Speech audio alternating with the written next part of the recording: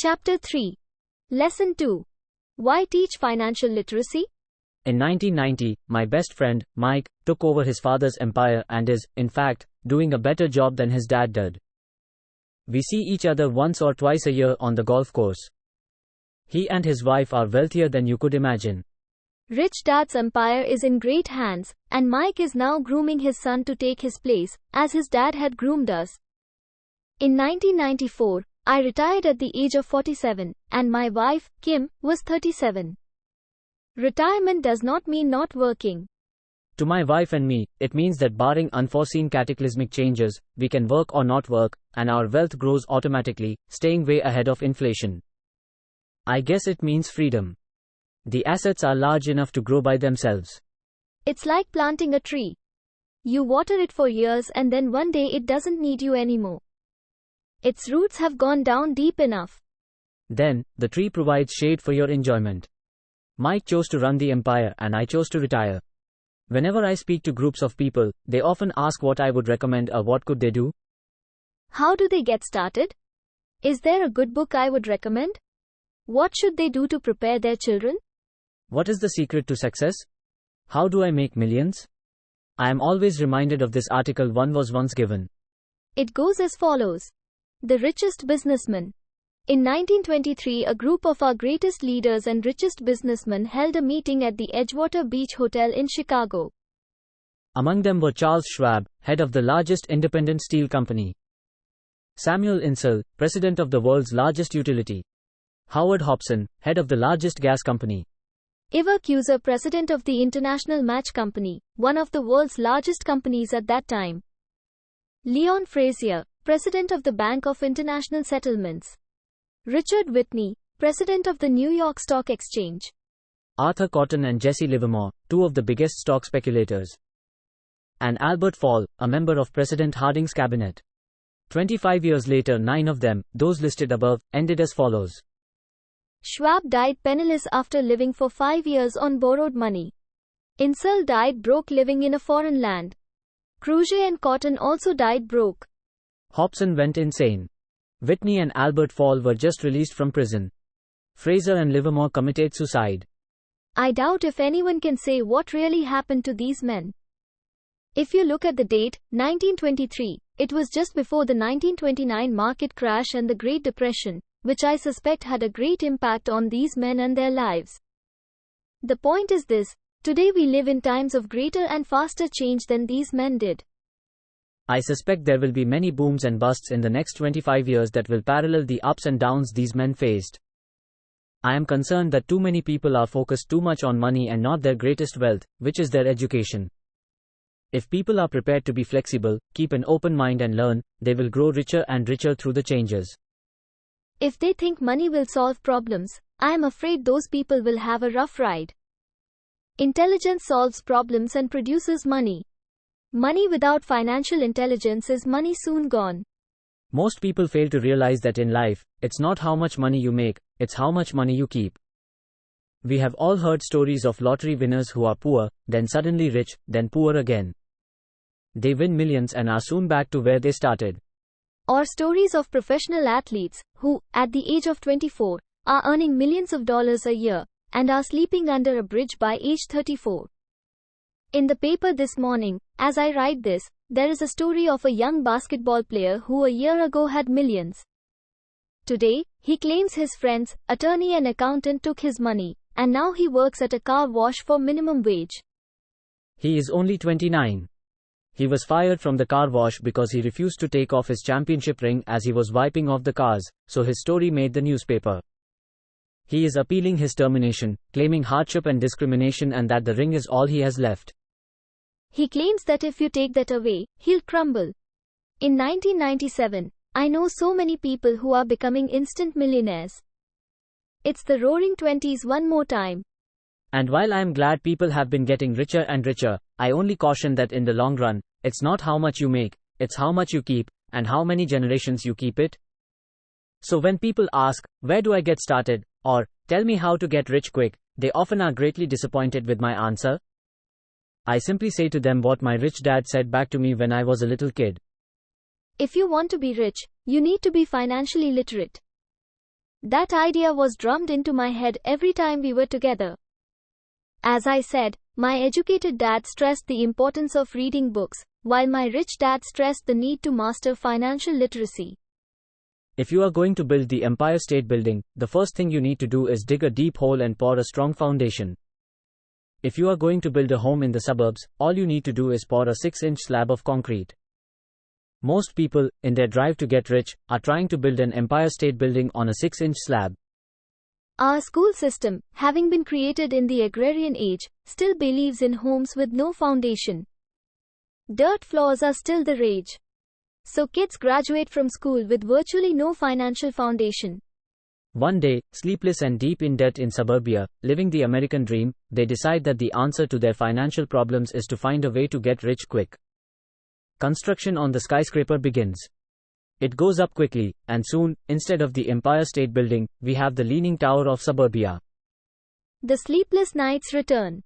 As for Mike and me in our adult years, both of our choices were possible because we were taught to pour a strong financial foundation when we were just kids. Now, accounting is possibly the most boring subject in the world. It also could be the most confusing. But if you want to be rich, long term, it could be the most important subject. The question is, how do you take a boring and confusing subject and teach it to kids? The answer is, make it simple. Teach it first in pictures. My rich dad poured a strong financial foundation for Mike and me. Since we were just kids, he created a simple way to teach us. For years he only drew pictures and used words. Mike and I understood the simple drawings, the jargon, the movement of money, and then in later years, rich dad began adding numbers.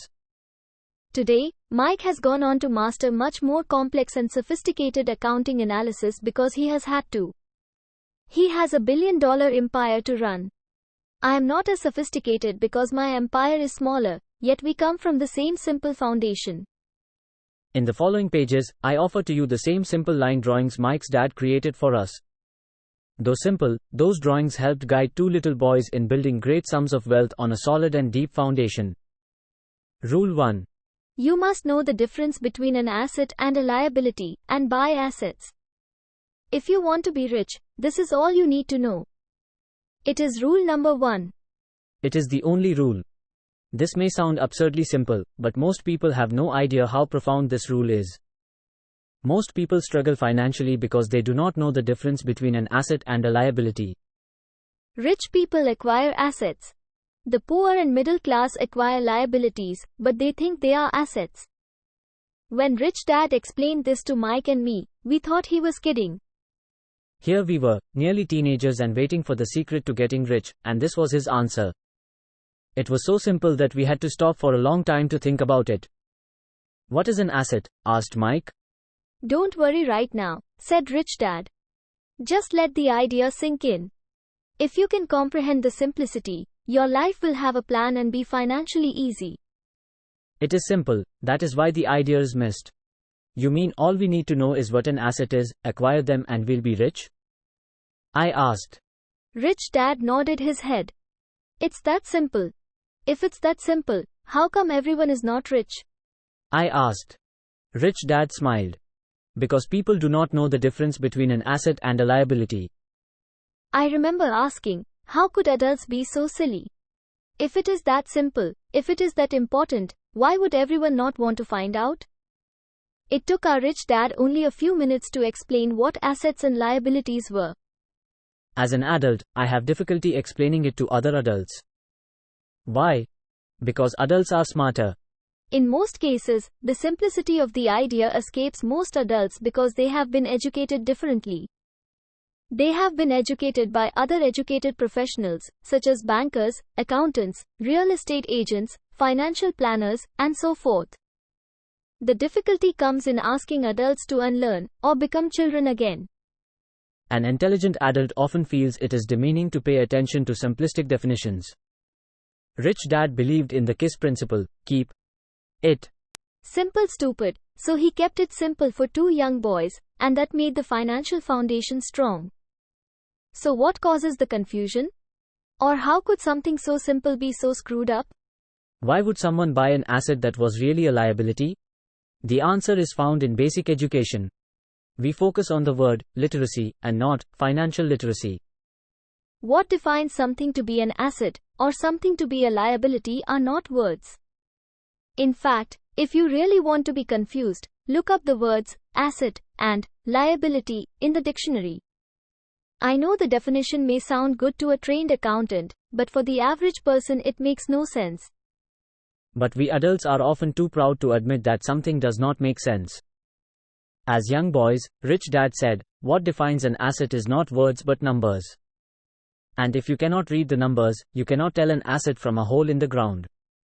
In accounting, Rich Dad would say, it's not the numbers, but what the numbers are telling you. It's just like words. It's not the words, but the story the words are telling you. Many people read, but do not understand much. It's called reading comprehension. And we all have different abilities when it comes to reading comprehension. For example, I recently bought a new VCR. It came with an instruction book that explained how to program the VCR. All I wanted to do was record my favorite TV show on Friday night. I nearly went crazy trying to read the manual. Nothing in my world is more complex than learning how to program my VCR. I could read the words, but I understood nothing. I get an A for recognizing the words. I get an F for comprehension. And so it is with financial statements for most people. If you want to be rich, you've got to read and understand numbers. If I heard that once, I heard it 1,000 times from my rich dad. And I also heard, the rich acquire assets and the poor and middle class acquire liabilities. Here is how to tell the difference between an asset and a liability. Most accountants and financial professionals do not agree with the definitions, but these simple drawings were the start of strong financial foundations for two young boys. To teach preteen boys, Rich Dad kept everything simple, using as many pictures as possible, as few words as possible, and no numbers for years. This is the cash flow pattern of an asset. The above box is an income statement, often called a profit and loss statement. It measures income and expenses. Money in and money out.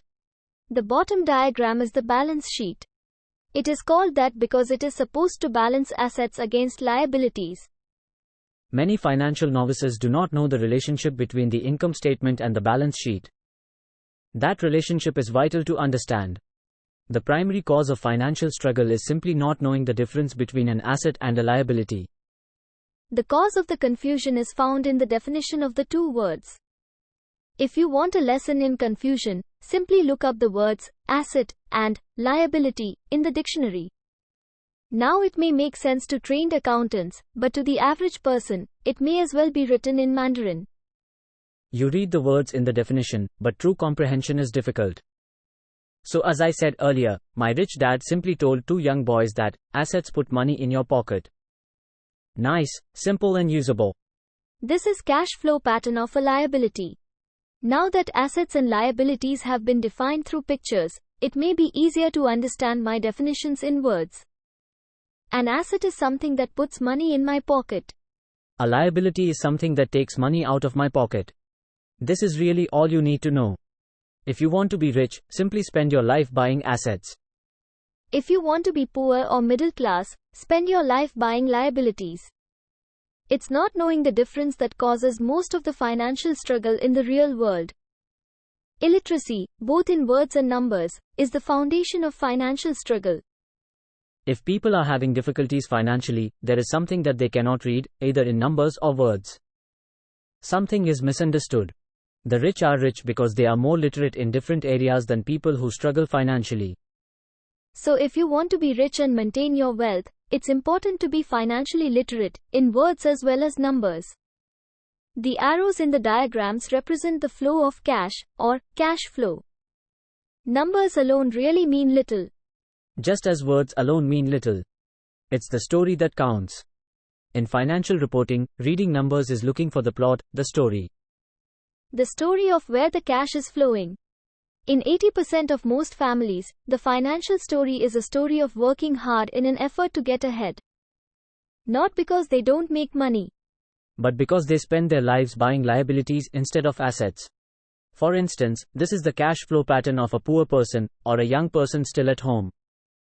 This is the cash flow pattern of a person in the middle class. This is the cash flow pattern of a wealthy person. All of these diagrams were obviously oversimplified.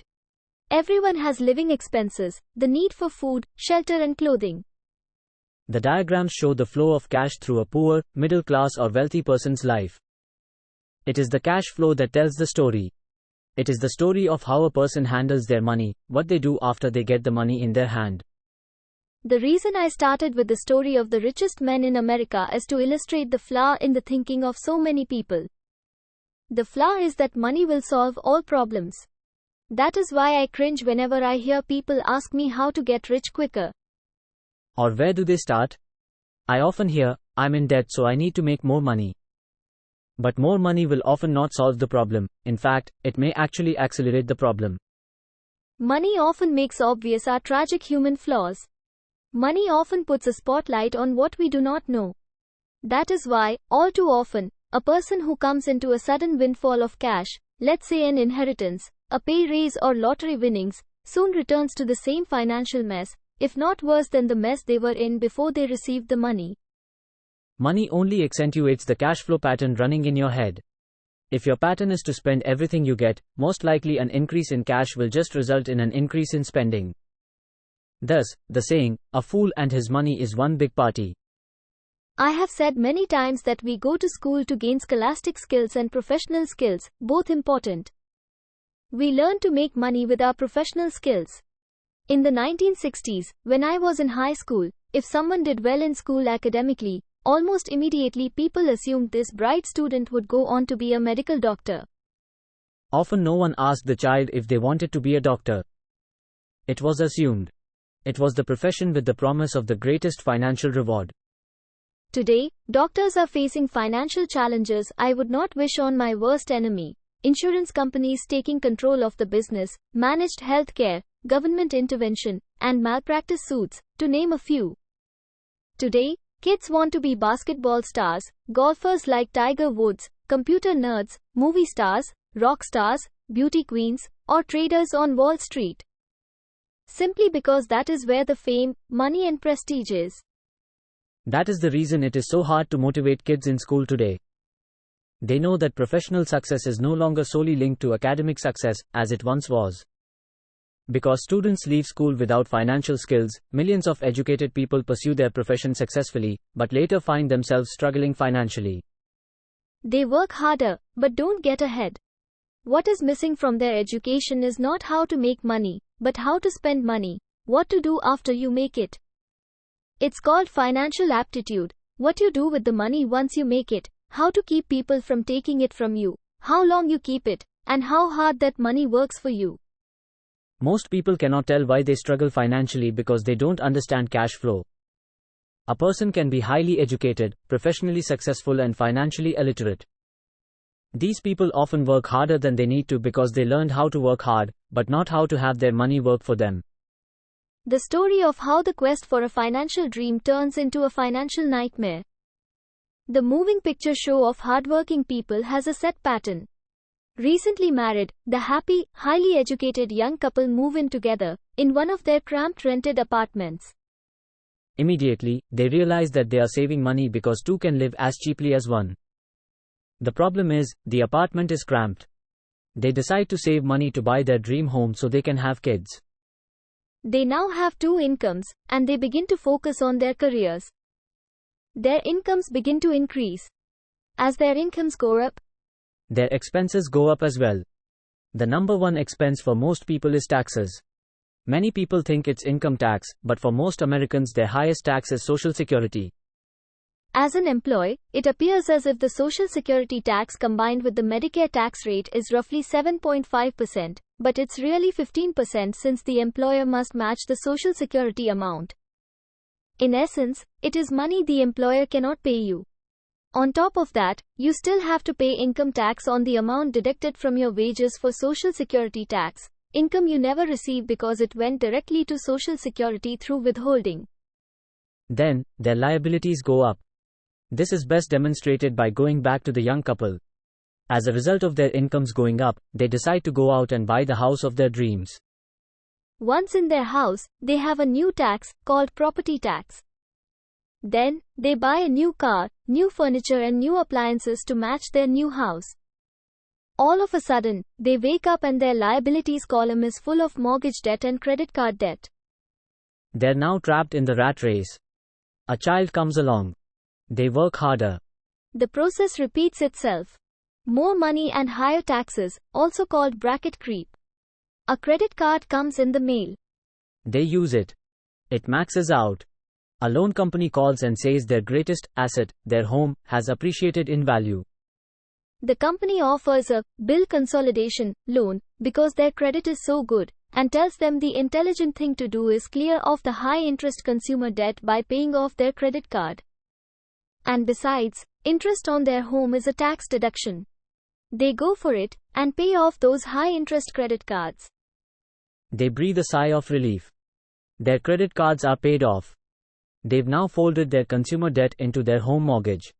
Their payments go down because they extend their debt over 30 years. It is the smart thing to do. Their neighbor calls to invite them to go shopping. The Memorial Day sale is on. A chance to save some money. They say to themselves, I won't buy anything. I'll just go look. But just in case they find something, they tuck that clean credit card inside their wallet. I run into this young couple all the time. Their names change, but their financial dilemma is the same. They come to one of my talks to hear what I have to say. They ask me, can you tell us how to make more money? Their spending habits have caused them to seek more income. They don't even know that the trouble is really how they choose to spend the money they do have, and that is the real cause of their financial struggle. It is caused by financial illiteracy and not understanding the difference between an asset and a liability. More money seldom solves someone's money problems. Intelligence solves problems. There is a saying a friend of mine says over and over to people in debt. If you find you have dug yourself into a hole, stop digging. As a child, my dad often told us that the Japanese were aware of three powers: the power of the sword, the jewel and the mirror. The sword symbolizes the power of weapons. America has spent trillions of dollars on weapons and, because of this, is the supreme military presence in the world. The jewel symbolizes the power of money. There is some degree of truth to the saying, remember the golden rule. He who has the gold makes the rules. The mirror symbolizes the power of self-knowledge. This self-knowledge, according to Japanese legend, was the most treasured of the three. The poor and middle class all too often allow the power of money to control them. By simply getting up and working harder, failing to ask themselves if what they do makes sense, they shoot themselves in the foot as they leave for work every morning. By not fully understanding money, the vast majority of people allow the awesome power of money to control them. The power of money is used against them. If they used the power of the mirror, they would have asked themselves, does this make sense? All too often, instead of trusting their inner wisdom, that genius inside of them, most people go along with the crowd. They do things because everybody else does it. They conform rather than question. Often, they mindlessly repeat what they have been told. Ideas such as, diversify, or, your home is an asset. Your home is your biggest investment. You get a tax break for going into greater debt. Get a safe job. Don't make mistakes. Don't take risks. It is said that the fear of public speaking is a fear greater than death for most people. According to psychiatrists, the fear of public speaking is caused by the fear of ostracism, the fear of standing out, the fear of criticism, the fear of ridicule, the fear of being an outcast. The fear of being different prevents most people from seeking new ways to solve their problems. That is why my educated dad said the Japanese valued the power of the mirror the most, for it is only when we as humans look into the mirror do we find truth. And the main reason that most people say, play it safe, is out of fear. That goes for anything, be it sports, relationships, career, money. It is that same fear, the fear of ostracism, that causes people to conform and not question commonly accepted opinions or popular trends. Your home is an asset. Get a bill consolidation loan and get out of debt. Work harder. It's a promotion. Someday I'll be a vice president. Save money. When I get a raise, I'll buy us a bigger house. Mutual funds are safe. Tickle Me Elmo dolls are out of stock. But I just happen to have one in bag that another customer has not come by for yet. Many great financial problems are caused by going along with the crowd and trying to keep up with the Joneses. Occasionally, we all need to look in the mirror and be true to our inner wisdom rather than our fears. By the time Mike and I were 16 years old, we began to have problems in school.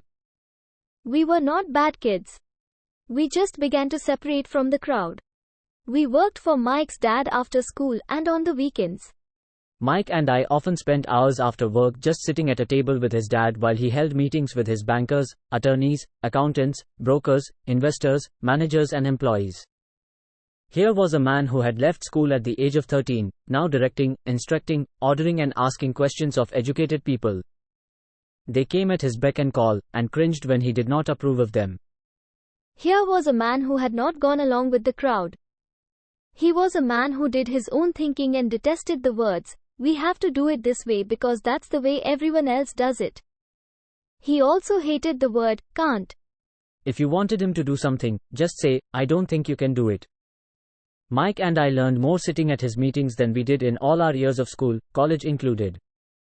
Mike's dad was not school educated, but he was financially educated and successful as a result. He used to tell us over and over again, "An intelligent person hires people who are more intelligent than they are." So Mike and I had the benefit of spending hours listening to and, in the process, learning from intelligent people. But because of this, both Mike and I just could not go along with the standard dogma that our teachers preached. And that caused the problems. Whenever the teacher said, "If you don't get good grades, you won't do well in the real world," Mike and I just raised our eyebrows. When we were told to follow set procedures and not deviate from the rules, we could see how the schooling process actually discouraged creativity. We started to understand why our rich dad told us that schools were designed to produce good employees instead of employers. Occasionally Mike or I would ask our teachers how what we studied was applicable, or we asked why we never studied money and how it worked. To the later question, we often got the answer that money was not important, that if we excelled in our education, the money would follow. The more we knew about the power of money, the more distant we grew from the teachers and our classmates. My highly educated dad never pressured me about my grades. I often wondered why. But we did begin to argue about money. By the time I was 16, I probably had a far better foundation with money than both my mom and dad. I could keep books, I listened to tax accountants, corporate attorneys, bankers, real estate brokers, investors, and so forth. My dad talked to teachers. One day, my dad was telling me why our home was his greatest investment. A not too pleasant argument took place when I showed him why I thought a house was not a good investment. The following diagram illustrates the difference in perception between my rich dad and my poor dad when it came to their homes. One dad thought his house was an asset, and the other dad thought it was a liability. Rich dad. Poor dad. I remember when I drew the following diagram for my dad showing him the direction of cash flow. I also showed him the ancillary expenses that went along with owning the home. A bigger home meant bigger expenses, and the cash flow kept going out through the expense column. Liability. Today, I am still challenged on the idea of a house not being an asset. And I know that for many people, it is their dream as well as their largest investment. And owning your own home is better than nothing. I simply offer an alternate way of looking at this popular dogma. If my wife and I were to buy a bigger, more flashy house, we realize it would not be an asset, it would be a liability, since it would take money out of our pocket. So here is the argument I put forth. I really do not expect most people to agree with it because a nice home is an emotional thing. And when it comes to money, high emotions tend to lower financial intelligence. I know from personal experience that money has a way of making every decision emotional. When it comes to houses, I point out that most people work all their lives paying for a home they never own. In other words, most people buy a new house every so many years, each time incurring a new 30-year loan to pay off the previous one. Even though people receive a tax deduction for interest on mortgage payments, they pay for all their other expenses with after-tax dollars. Even after they pay off their mortgage. Property taxes. My wife's parents were shocked when the property taxes on their home went to $1,000 a month. This was after they had retired, so the increase put a strain on their retirement budget, and they felt forced to move. Houses do not always go up in value.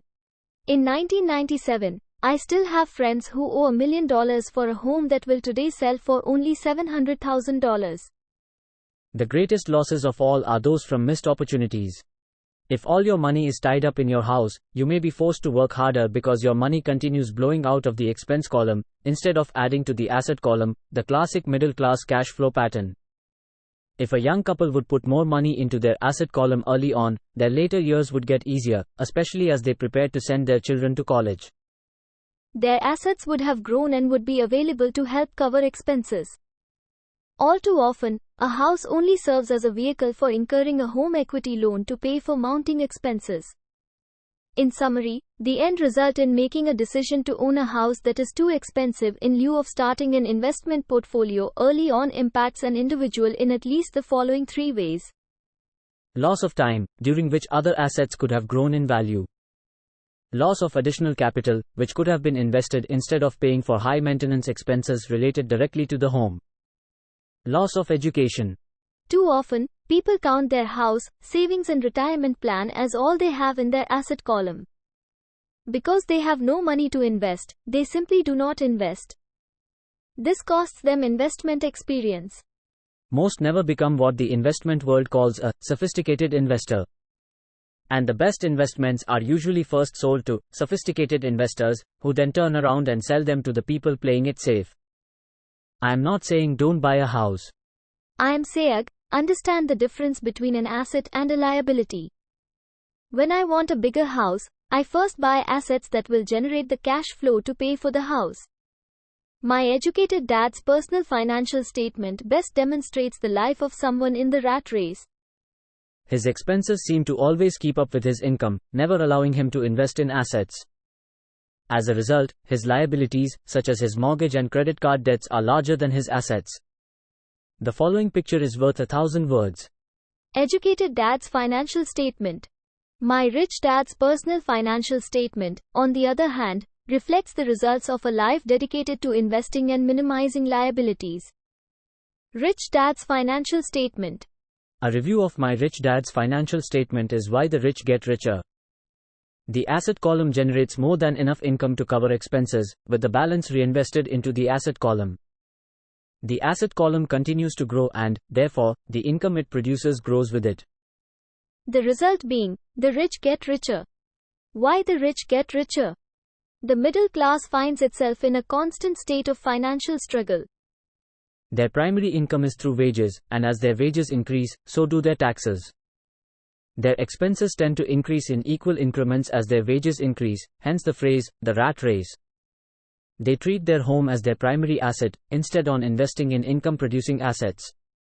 Why the middle class struggle? This pattern of treating your home as an investment and the philosophy that a pay raise means you can buy a larger home or spend more is the foundation of today's debt-ridden society. This process of increased spending throws families into greater debt and into more financial uncertainty, even though they may be advancing in their jobs and receiving pay raises on a regular basis. This is high-risk living caused by weak financial education. The massive loss of jobs in the 1990s, the downsizing of businesses, has brought to light how shaky the middle class really is financially. Suddenly, company pension plans are being replaced by 401k plans. Social Security is obviously in trouble and cannot be looked at as a source for retirement. Panic has set in for the middle class. The good thing today is that many of these people have recognized these issues and have begun buying mutual funds. This increase in investing is largely responsible for the huge rally we have seen in the stock market. Today, there are more and more mutual funds being created to answer the demand by the middle class. Mutual funds are popular because they represent safety.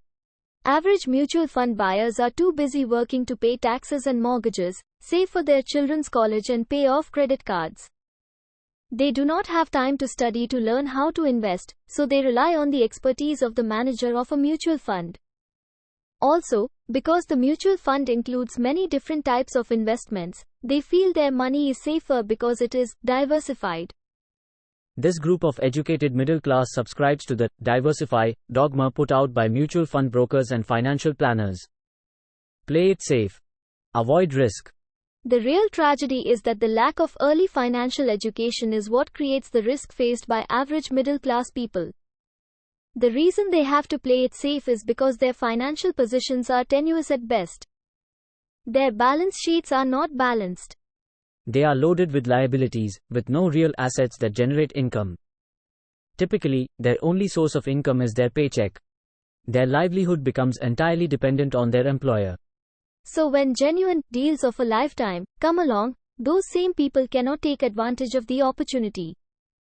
They must play it safe, simply because they are working so hard, are taxed to the max, and are loaded with debt. As I said at the start of this section, the most important rule is to know the difference between an asset and a liability. Once you understand the difference, concentrate your efforts on only buying income-generating assets. That's the best way to get started on a path to becoming rich. Keep doing that, and your asset column will grow. Focus on keeping liabilities and expenses down. This will make more money available to continue pouring into the asset column.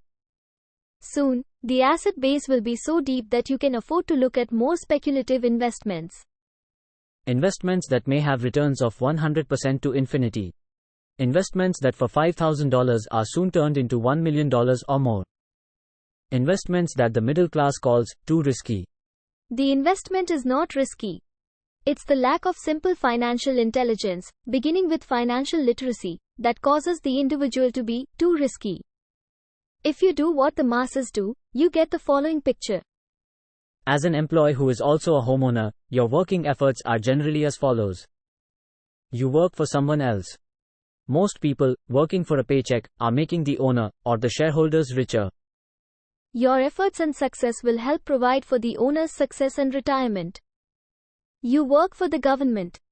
The government takes its share from your paycheck before you even see it. By working harder, you simply increase the amount of taxes taken by the government. Most people work from January to May just for the government. You work for the bank. After taxes, your next largest expense is usually your mortgage and credit card debt. The problem with simply working harder is that each of these three levels takes a greater share of your increased efforts.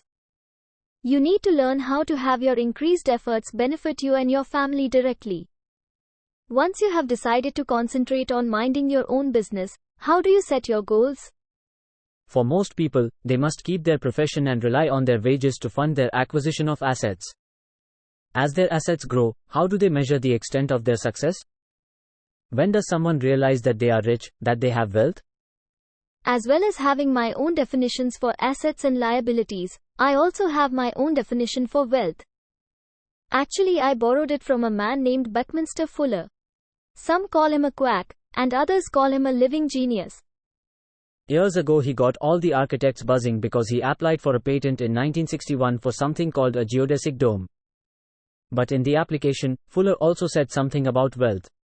It was pretty confusing at first, but after reading it for a while, it began to make some sense. Wealth is a person's ability to survive so many number of days forward, or if I stopped working today, how long could I survive? Unlike net worth, the difference between your assets and liabilities, which is often filled with a person's expensive junk and opinions of what things are worth, this definition creates the possibility for developing a truly accurate measurement. I could now measure and really know where I was in terms of my goal to become financially independent. Although net worth often includes these non-cash producing assets, like stuff you bought that now sits in your garage, wealth measures how much money your money is making and, therefore, your financial survivability. Wealth is the measure of the cash flow from the asset column compared with the expense column. Let's use an example. Let's say I have cash flow from my asset column of $1,000 a month. And I have monthly expenses of $2,000. What is my wealth? Let's go back to Buckminster Fuller's definition. Using his definition, how many days forward can I survive? And let's assume a 30-day month. By that definition, I have enough cash flow for half a month. When I have achieved $2,000 a month cash flow from my assets, then I will be wealthy. So I am not yet rich, but I am wealthy. I now have income generated from assets each month that fully cover my monthly expenses. If I want to increase my expenses, I first must increase my cash flow from assets to maintain this level of wealth. Take notice that it is at this point that I no longer am dependent on my wages. I have focused on and been successful in building an asset column that has made me financially independent. If I quit my job today, I would be able to cover my monthly expenses with the cash flow from my assets. My next goal would be to have the excess cash flow from my assets reinvested into the asset column. The more money that goes into my asset column, the more my asset column grows. The more my assets grow, the more my cash flow grows. And as long as I keep my expenses less than the cash flow from these assets, I will grow richer, with more and more income from sources other than my physical labor. As this reinvestment process continues, I am well on my way to being rich. The actual definition of rich is in the eye of the beholder. You can never be too rich. Just remember this simple observation. The rich buy assets. The poor only have expenses. The middle class buys liabilities they think are assets. So how do I start minding my own business? What is the answer? Listen to the founder of McDonald's. Lesson 3. Mind your own business.